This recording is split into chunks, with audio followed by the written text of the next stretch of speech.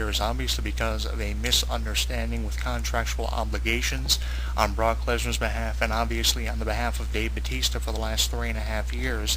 That's the logical explanation that can be derived as to why this match hasn't happened until now, but at least we're finally seeing this match as we finally saw The Rock versus John Cena for the first time back in 2012 and the rematch in 2013. They may take years to come into fruition, but I think what it comes down to is the development of these superstars, and once they're developed enough and WWE have enough confidence in people like Dave Bautista and Brock Lesnar for their reputations they have garnered in the sport, they finally give us these dream matches. WWE consistently put these matches off, but when they get enough confidence, they finally give it to us, and obviously they have enough faith in giving us Dave Bautista versus Brock Lesnar as the biggest WrestleMania main event at the biggest WrestleMania of all time. And really that's what this year's WrestleMania had to amount to. You just couldn't have The Undertaker come in and retain his streak for the 22nd year in a row after defending it for over 2 decades against an opponent like Sheamus or Wade Barrett, throw together a championship match with probably 3 individuals in a triple threat match with John Cena as your defending champion or something like that, or Randy Orton.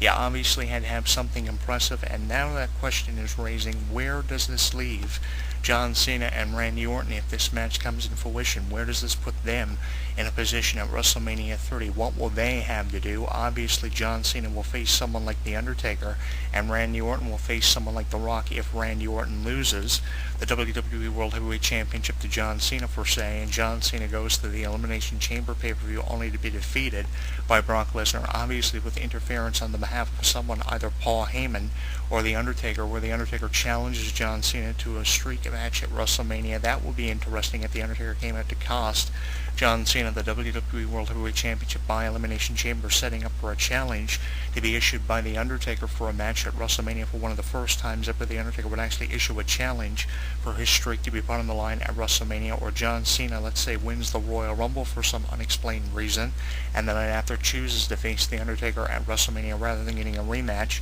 for the WWE World Heavyweight Championship. And because Randy Orton says he's going to win the Royal Rumble and induct himself into the Hall of Fame and retire the night before WrestleMania, that leaves the door open for The Rock to return with no number one contender for the championship. There are so many ways that this can kind of go, with Randy Orton referring to himself as of late as the greatest of all time, but obviously the story path WWE have chosen is Dave Bautista versus Brock Lesnar. I'm happy that this match is finally going to come into fruition. I've done so many video blogs and thrown them up on our YouTube channel, because if it didn't happen now, I don't think it was going to happen at all. So at least it's going to be happening at WrestleMania, because if it didn't happen now, it probably wouldn't have happened at all. And with the reputations that Brock Lesnar and Dave Bautista have now established in the mixed martial arts world, it makes this match that much more critical and its outcome that much more unpredictable. I'm looking forward to finding out what kind of offense both Dave Bautista and Brock Lesnar will bring to this match, and what kind of roles other parties outside of this match will have for this match, and individuals who could have been in this year's WrestleMania main event, what kind of roles they'll have at WrestleMania. Obviously, the locker room's going to be feeling a little bit frustrated because Dave Bautista is coming back and immediately being given the WrestleMania main event and obviously the Royal Rumble victory, but it would be interesting to see if Dave Bautista didn't win the Royal Rumble and someone else like Daniel Bryan or someone who actually needs to win the Royal Rumble wins it to elevate their career, because that would send the Brock Lesnar-Dave Bautista match in an entirely different direction than what's anticipated for it to head in, and I think that would make it a little bit more interesting. They've got to do something to make WrestleMania a little bit more interesting without having it be so obvious that Dave Bautista winning the Royal Rumble, Brock Lesnar defeating John Cena or Randy Orton, or possibly both, to become the WWE World Heavyweight Champion, and then Brock Lesnar loses the championship to Dave Bautista, with a future yet to be determined for Dave Bautista as champion. Obviously, if he wins the title, he'll be holding it for a number of months, and we'll probably see up to 3 matches between Brock Lesnar and Dave Bautista. That's another thing that I referenced in a column for In This Corner with Jonathan Clarke and on our Google video blog over the past couple of days. If Dave Bautista faces Brock Lesnar this year at WrestleMania, 1 match is not justifiable enough. If we can have Triple H versus Dave Bautista up to 3 times, with the climax being witnessed at Vengeance in 05 in a Hell in a Cell match, obviously Brock Lesnar and Dave Bautista can head down that same path, with us having up to 3 matches and the conclusion being witnessed inside of Hell in a Cell. If you can have other feuds go up to 3 matches, then obviously you can kind of have 3 matches for this feud, because 1 match I don't think is enough. I don't think 1 match would satisfy wrestling fans. I don't think wrestling fans have to wait an entire year for WrestleMania 31 to see Dave Bautista versus Brock Lesnar. If they're going to have a series of matches, they should have a match by June and have a final match by at least October. At least that would give Dave Bautista and Brock Lesnar something to do for the entire year. Yes, it would be kind of how history repeats itself in the WWE, and it probably would feel like the 500th time that history would be repeating itself, but at least Dave Bautista and Brock Lesnar would be given something critical to do and contribute to this year being the biggest year in WWE history. And obviously, if Dave Bautista faces Brock Lesnar at WrestleMania 30, which is obviously going to happen, it would be match of the year with a possible 3 other candidates being thrown in there for the award as nominations. But obviously, Dave Bautista and Brock Lesnar's match at WrestleMania, or some match they would have throughout 2014, possibly a Hell in a Cell match, would be nominated as match of the year. And this year we had some pretty impressive matches nominated for match of the year. A steel cage match between Brock Lesnar and Triple H. We had CM Punk and The Undertaker and John Cena and The Rock, some of the nominations for the award. But with how 2014 is predicted to be the biggest year that we have seen in a long time in WWE by the COO Triple H, we could have any matches by the end of the year nominated for match of the year. This one can go either way, and I'm really looking forward to finding out how this one all plays out at WrestleMania 30. Do you think this is a big enough main event to have at WrestleMania, or should we see something else like John Cena versus The Undertaker or Randy Orton versus The Rock, especially with how Randy Orton's been referring to himself as the greatest of all time? I think now has never been a better time for The Rock to return, with so many superstars believing that they are pure greatness and the definition of it. And we all know how The Rock feels about people who are referring to themselves as the greatest of all time. You know, I've been looking for a few YouTube videos with some news on The Rock's possible 2014 return, and one thing that I did come across was a creative remix of his theme song that fans are calling his 2014 remix theme. If you actually type in Rock 2014, you'll find that entrance theme that's been remixed, and it's a pretty catchy theme. So is that an impression being given to wrestling fans? The Rock will be returning.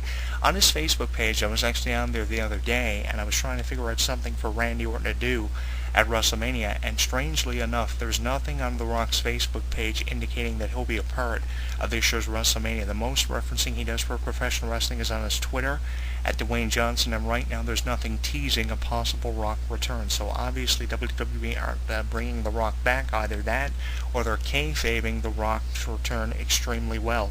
So I'm looking forward to finding out what other superstars like John Cena and Randy Orton, what their roles will be this year for WrestleMania, because having Dave Bautista versus Brock Lesnar, possibly the only fault this match exemplifies is the fact that this match takes away from what John Cena and Randy Orton could possibly be offering out of this year's WrestleMania, and they can offer a lot judging by their contributions for prior WrestleManias over the years. You take in, for instance, Randy Orton, who's faced The Undertaker at WrestleMania 21 in an incredible match. WrestleMania 20, he teamed up with Ric Flair and Dave Bautista to face Mick Foley and The Rock in a 3-on-2 handicap match. And then you take a look at John Cena's contributions over the last 5 years. He's faced everyone from Triple H to Shawn Michaels in impressive WrestleMania main events. John Cena, we know, can get the job done in a WrestleMania main event, and I think if John Cena faced The Undertaker at WrestleMania as opposed to someone like Dave Bautista or Brock Lesnar, that match would be good enough to be the match of WrestleMania 30 and be the main event. So there are so many ways that WrestleMania can turn out for so many different superstars, but that's really the only fault I see Dave Bautista versus Brock Lesnar bringing to the plate. And I see another fault in Paul Heyman returning with Brock Lesnar, simply because I think Paul Heyman is really being overkilled as the agent of Brock Lesnar. Paul Heyman leaves the WWE after unaligning himself with Ryback and Curtis Axel. We don't see Paul Heyman for a number of months, despite a cell phone conversation he had with Michael Cole on Monday Night Raw, where he said he was seeing a physician and hoped to be back soon in the WWE. And ever since Paul Heyman's been back, he's been doing interview after interview after interview. You would think with a big match like Dave Bautista versus Brock Lesnar coming up with the next couple of months, Brock Lesnar would be doing most of his promo work and be trying to put himself over on Facebook and Twitter by himself, without Paul Heyman referring to himself consistently as the agent of Brock Lesnar. That was good back in 2001, 2002, when Brock Lesnar was an upstart talent and he was dominating for over 8 months, going undefeated in the WWE. But you would think with a big match like Dave Bautista and Brock Lesnar just a few weeks away from WrestleMania 30 on the horizon, Brock Lesnar would be cutting most of his promos and Paul Heyman would just be standing in his corner interfering every once in a while. There's just way too much emphasis on Paul Heyman, and without a doubt, he's been overkilled. And I think that he's going to be the reason why we're going to be seeing so many faults from Dave Bautista versus Brock Lesnar, if there are any, at WrestleMania 30. I have to give wrestling fans credit for all the videos they've uploaded on YouTube. There are reviews after reviews after reviews of Dave Bautista versus Brock Lesnar. You are all on the Dave Bautista versus Brock Lesnar fan wagon because of the reputations they have had in the UFC, dominating for both of their respective careers. And obviously this is all going to come to a head at WrestleMania 30, which makes this match that much more exciting. And one critical thing is it makes it that much more unpredictable because nobody knows who's going to win this match. Just because Dave Bautista is coming back to be in the main event of WrestleMania this year for the first time in over 8 years, I think it's rather at least 5 to 8 years. Just because Dave Bautista is coming back for the first time in years to be in the main event of WrestleMania does not mean that he's going to win. It could go either way. Brock Lesnar could win this match, or Dave Bautista could win this match. This match could even be a draw, and it would piss a lot of fans off if it was a draw and we had to wait a year, as we had to wait for John Cena and Rock for a rematch to happen, or we would have to wait until at least October for Hell in a Cell to get a rematch inside of Hell in a Cell to determine who is the undisputed best out of these two athletes. This has been a debate that's raged on for years, and I think at WrestleMania 30 it is time to get the answer to that question. And I have to give wrestling fans credit for kind of jumping on the Batista-Lesnar fan wagon and supporting this match for WrestleMania 30. And obviously, we're going to be getting it as part of the biggest year in WWE history, and I'm inviting you to join the conversation on our newly redesigned YouTube channel with buttons for our Facebook and Twitter on our YouTube cover at Jonathan Clarke 22. You can leave us your comments at the bottom of this video. You can tweet us your opinion on Twitter at Jonathan Clarke 1 with over 21,000 tweets.